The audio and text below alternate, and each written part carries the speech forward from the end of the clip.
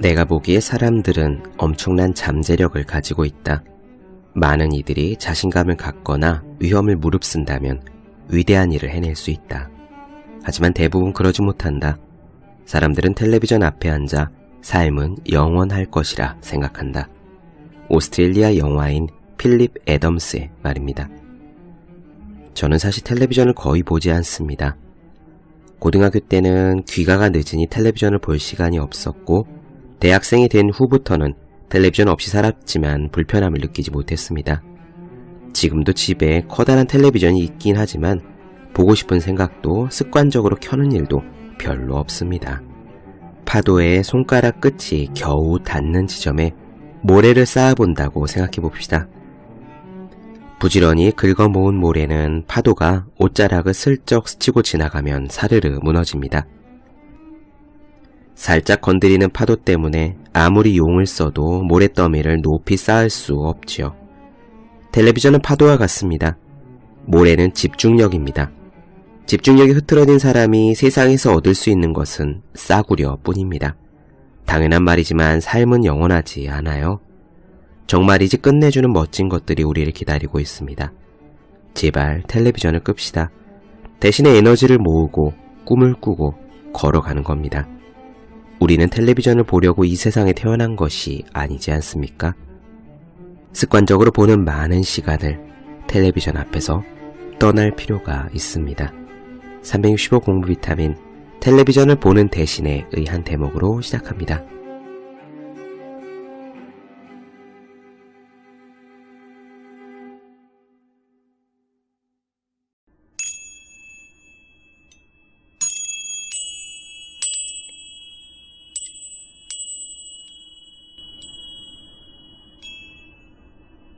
네, 안녕하세요. 본격 공부자극 팟캐스트 서울대는 어떻게 공부하는가 한지우입니다. 오늘은 생텍쥐베리 인간의 대지 마지막 편을 말씀드리겠습니다. 사실 이 부분은요, 엊그제 월요일에도 나갔던 방송 부분이에요. 하지만 방송에 나가고 나서 보니 뒤쪽에 파일이 깨져 있더라고요. 마구 지지직거려서 바로 삭제했습니다. 지난번에도 이런 일이 한 번 있었어요. 제가 만들 때는 문제가 없었는데 왜 이런 현상이 나타나는지 잘 모릅니다. 200번 넘게 방송 넘기는 동안 2번 이런 일이 생겼네요. 문제가 생길까봐 컴퓨터를 켜는 동안 다른 프로그램을 일치 안 하고 녹음하고 편집하는데도 발생했습니다. 기껏 만들고 업로드 했는데 이런 일이 있으면 저도 기운이 좀 빠지죠. 또 들으시다가요, 특히 이어폰 같은 걸로 들으실 분들 중에서 지직거리는 소리에 깜짝 놀라실 분들, 또 제 방송 밤에 들으시는 분들 많으신데요. 놀라셨을 분들 계셨을 거라 생각됩니다. 본의 아니게 죄송하다는 말씀 드리고 싶습니다. 다시 한번 잘 만들어 보지요. 사실 지금 이 녹음을 하는 시간은 자정이 조금 넘은 그런 시간입니다. 오늘은 제가 일 마치고 귀가하는 시간이 무척 늦었어요. 이렇게 녹음을 마치고 편집까지 마치고 자면은 2시쯤 잘 수 있을까 싶습니다. 내일 아침에 당장 7시에 업로드를 해야 할 분량이니까요. 작업을 그래도 끝마치고 자야겠죠. 지금 무척 피곤한 편입니다. 내일 아침 저도 역시 똑같이 사람들이 가득가득 찬 지하철을 타고 출근해야 하기도 하고요. 퇴근길에, 그러니까 불과 1시간도 안 되는 조금 전에 이런 생각을 저는 했습니다. 버스에서 내려서 걸어오면서요, 신호등 빨간 불 앞에 서서 많은 사람 사이에서 기다리고 있는데, 이제 집에 들어가서 무슨 내용으로 녹음을 시작해야 할까 그렇게 생각하고 있는 나를 발견했던 거예요. 그 순간 피식 웃었습니다. 솔직히 말씀드려서 지금 굉장히 피곤하고 당장 자도 된다면 이불도 펴지 않고 베개만 베고 잘 수 있을 정도긴 합니다. 그런데 머릿속으로는 말이죠. 내일 방송을 결방을 해야 하나 말아야 하나 라는 물음은 들지 않았고 다시 녹음을 해야 하는데 무슨 내용을 할까라는 생각이 들었던 거예요. 바로 그런 저 자신을 발견하고 조금 웃었습니다. 생텍쥐베리의 마지막 챕터는요, 인간의 진실, 삶의 진실에 대한 챕터입니다. 인간들이라는 제목을 달고 있어요. 생텍쥐베리는 이 챕터에서 삶을 진실되게 만드는 것, 삶을 충만하게 만드는 것, 인간으로 만드는 것이 무엇이냐에 대한 이야기를 합니다. 그리고 몇 가지 자신의 생각으로 답을 하죠. 삶의 바닥을 경험하였을 때 인간은 평온해질 수 있다. 인간은 직업과 소명에서 충만함을 경험할 수 있다. 인간은 누구나 내면에 모차르트를, 창조성을 가지고 태어나는데 안타깝게도 여러 가지 이유로 그것이 깨어나지 못한 채 잠들고 만다. 제가요, 다른 부분은 잘 안다고 말씀드릴 수 없습니다. 하지만 한 가지는 저도 말씀드릴 수 있어요. 직업과 소명을 받아들이고 그것을 충실히 이행하는 데서 충만함을 경험할 수 있다는 것.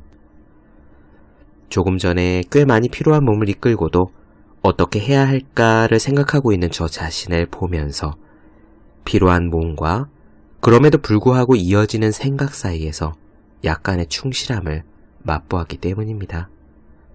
그런 충실함이 우리의 삶을 엄청난 것으로 만든다고 말씀은 못 드리겠습니다. 그 충만감이 대단한 것이라고 크게 외칠 생각까지도 없습니다. 하지만 그래요. 자신이 하는 일을 허투루 대하지 않을 때, 그것을 엄청 잘하지는 못하더라도 할 수 있는 한 끙끙대면서 할 때, 제가 무척 좋아하는 표현으로 피곤하고 잘 안 되더라도 꾸역꾸역 그것을 할 때, 우리가 할 수 있다고 미리 가늠한 것보다 조금 더 할 수 있고, 그 조금이라는 간격에서 우리는 딱 그만큼의 충만감을 느낄 수 있습니다. 그리고 그 충만감은요, 바로 그 일을 지속해 가는데, 내일 그 일에서 다시 한번 딱 한 걸음을 내딛는 데는 충분한 연료가 되지요. 이것만큼 저도 말씀드릴 수 있을 것 같습니다. 서두가 길어졌네요. 생텍쥐베리 인간의 대지 마지막 편 이어가도록 하지요. 지금 시작하겠습니다.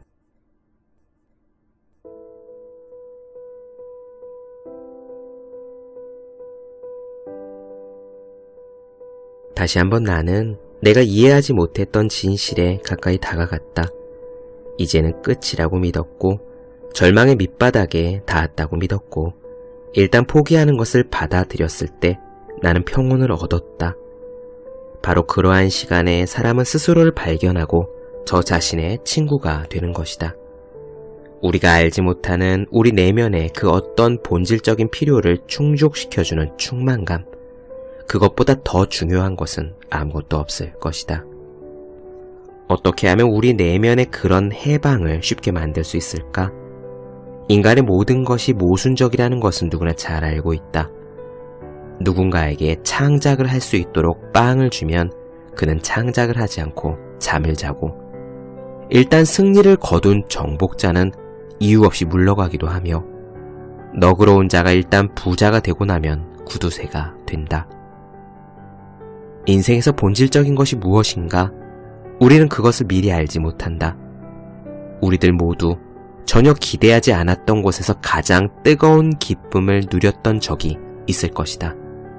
그 기쁨들은 우리에게 너무도 가슴이 저릿저릿한 향수를 남겨주어 우리가 한 고생이 그 기쁨을 안겨다 주었다면 우리는 그 고생까지도 그리워하게 된다.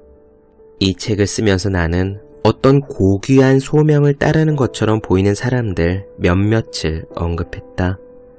그들은 다른 사람들이 수도원을 선택한 것처럼 사막이나 항공 노선을 선택했다. 직업이 아마 어떤 역할을 한 것일지도 모른다. 어떤 이들은 자신들의 가게에 틀어박혀 있다.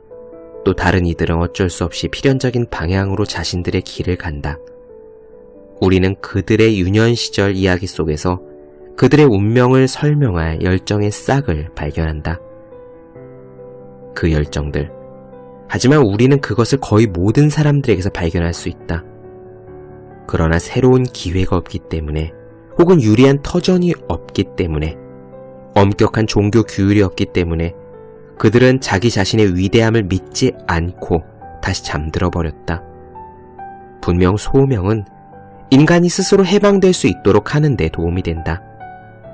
하늘에서 보냈던 밤, 사막에서 보냈던 밤, 그것은 모든 사람들에게 주어지는 것이 아닌 드문 기회들이었다. 우리의 외부에 위치한 공통된 목표로 동료들과 결합되었을 때, 그때야 비로소 우리는 숨을 쉰다. 그리고 경험은 우리에게 사랑한다는 것. 그것은 서로를 마주보고 있는 것이 아니라 둘이 함께 같은 방향을 바라보는 것이라는 사실을 가르쳐준다. 같은 밧줄에 매어 같은 정상을 향하고 거기서 서로 만날 때에야 비로소 동료라고 할 수 있다. 그렇지 않다면 왜 이런 안락함의 시대에, 그것도 사막에서 마지막 식량을 함께 나누며 그토록 충만한 기쁨을 느끼겠는가? 우리들 가운데 사하라 사막에서 구조될 때 큰 기쁨을 맛보았던 사람들에게는 다른 모든 즐거움들이 하찮은 것으로 보였다. 유럽에는 아무런 의미도 갖지 못한 채 태어나기를 꿈꾸는 2억 명의 사람들이 있다. 산업은 그들을 농부의 혈통에서 떼어내 검은 차량이 줄줄이 달린 기차가 바글거리는 거대한 게이토 속에 가두어버렸다. 노동자들의 도시 밑바닥에서 그들은 깨어나고 싶어하는 것이다.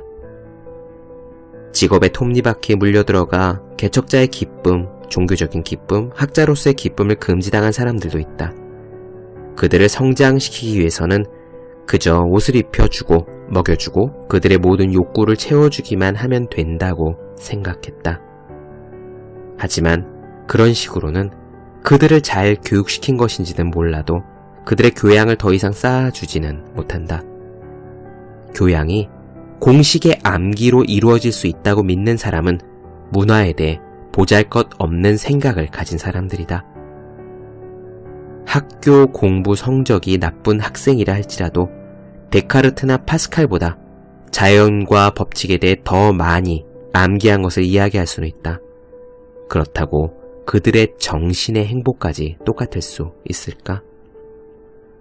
누구나 다소간 어렴풋이 태어나고자 하는 욕구를 느낀다. 그러나 그런 것들에 대한 해결책들은 사람들을 현혹시키기도 한다. 물론 사람들에게 제복을 입혀서 그들에게 생기를 불어넣을 수도 있다. 그러면 그들은 군가를 부르며 전우들과 빵을 나누어 먹을 것이다. 하지만 그들에게 주어진 그 빵으로 인해 그들은 죽음을 맞을 것이다. 나무로 만든 우상을 땅에서 파내고 그럭저럭 자신들의 존재 가치를 드러냈던 옛 신화들을 부활시킬 수 있을 것이며 범게르만주의나 로마 제국의 절대 숭배를 부활시킬 수도 없다. 독일인들로 하여금 자신이 독일인이라는 사실에 대해, 그리고 베토벤과 같은 나라의 국민이라는 것에 대해 도취감에 그저 빠지게 할 수도 있다. 별 볼 일 없는 일을 하는 사람까지도 그런 것에 도취하게 만들 수 있다. 별 볼 일 없는 사람에게서 베토벤을 끌어내기보다는 당연히 베토벤에 도취하게 만드는 게 더 쉽다. 그러나 그런 우상들은 사람을 잡아먹는 우상이다. 영토 확장을 위해 죽는 것도 어쩌면 아름다운 일일지도 모르겠으나 오늘날의 전쟁은 도움을 준다고 주장을 하면서 사실은 파괴를 자행한다. 전쟁이 비행기와 독가스로 치러지기 시작한 이래로 전쟁은 이제 피가 흥건한 외과 수술에 지나지 않는다. 저마다 시멘트 벽 뒤에 몸을 숨기고 저마다 어쩔 수 없이 매일 밤 전투기 편대를 보내 상대의 오장육부를 공격하고 생활의 중심지를 폭파하고 생산과 교역을 마비시킨다. 승리는 맨 마지막에 썩는 자의 몫이다. 하지만 두 적수가 함께 썩어간다. 사막이 되어버린 세상에서 우리는 동료들을 찾기를 열망했다. 동료들끼리 나눈 빵의 맛은 우리에게 전쟁의 가치를 인정하게 했다. 그러나 같은 목표를 향한 여정에서 어깨를 나란히 한 따뜻한 온기를 찾기 위해 전쟁까지 할 필요는 없다. 전쟁은 우리를 속인다. 증오는 그 목표를 향해 달려가는 열정에 아무것도 보태주지 않는다. 왜 서로를 증오하는가? 우리는 같은 행성에 실려가는 같은 배의 선원으로서 서로 굳게 연결되어 있다. 우리가 해방되기 위해서는 서로를 도와서 우리를 타인들과 이어주는 하나의 목적을 인식하게 하는 것만으로 충분하므로 그 목적은 우리 모두를 하나로 만들어주는 곳에서 찾는 것이 좋을 것이다. 아무리 하찮은 역할이라도 우리가 우리의 역할을 인식하게 될 때 그때야 비로소 우리는 행복해질 것이다. 바로 그때야 비로소 우리는 평화롭게 살고 평화롭게 죽을 수 있을 것이다. 왜냐하면 삶에 의미를 부여하는 것이 죽음에도 의미를 부여하기 때문이다. 이 세상에는 그저 잠만 자도록 내버려진 사람들이 너무 많다. 몇 년 전 장거리 철도 여행을 하던 중 내가 사흘 동안 갇혀 있었던 그 철도에서 움직이는 하나의 나라라고 할 수 있는 그 기차를 살펴보고 싶어서 난 자리에서 일어난 적이 있다. 새벽 1시에 나는 그 기차의 처음부터 끝까지 쭉 지나가 보았다. 침대 칸은 비어 있었다. 1등 칸도 비어 있었다. 그러나 3등 칸에는 프랑스에서 해고되어 자신들의 조국인 폴란드로 돌아가는 폴란드 노동자 수백 명이 타고 있었다. 나는 그들 몸을 넘어다니면서 통로를 거슬러 올라갔다. 그러다 걸음을 멈추고 살펴보았다. 나는 어느 부부의 맞은편에 앉았다. 남자와 여자 사이에 아이 하나가 그럭저럭 틈새에 누워 자고 있었다. 아이가 잠결에 돌아 눕고 야간 조명 아래 아이의 얼굴이 드러났다. 아, 얼마나 사랑스러운 얼굴이었던가. 그 부부 사이에서 황금빛 과일 같은 아이가 태어난 것이다. 저 무거운 누더기로부터 성공적인 매력과 우아함이 생겨난 것이다. 나는 아이의 매끄러운 이마 위로 고개를 숙였다. 사랑스럽게 내민 그 입술 위로. 그리고 나는 생각했다. 여기 음악가의 얼굴이 있구나.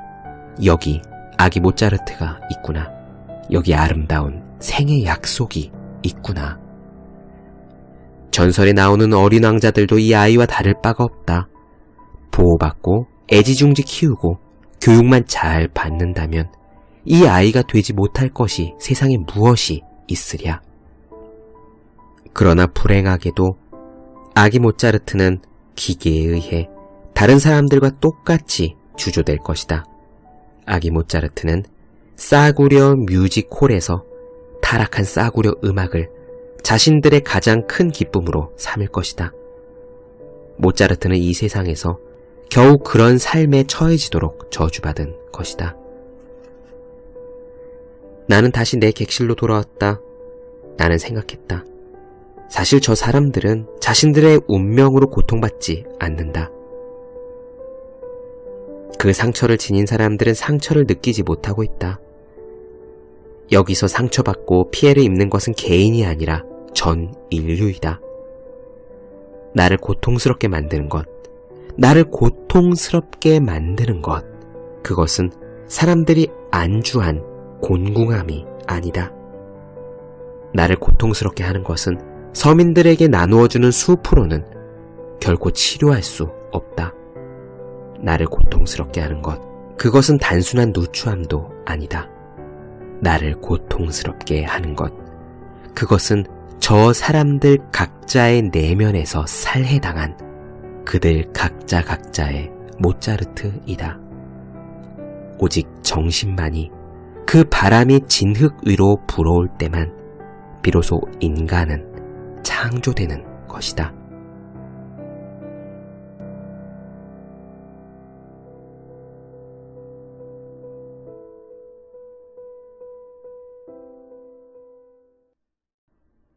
네, 본격 공부자극 팟캐스트 서울대는 어떻게 공부하는가 생택지베리 인간의 대지 마지막 편 나눠드렸습니다.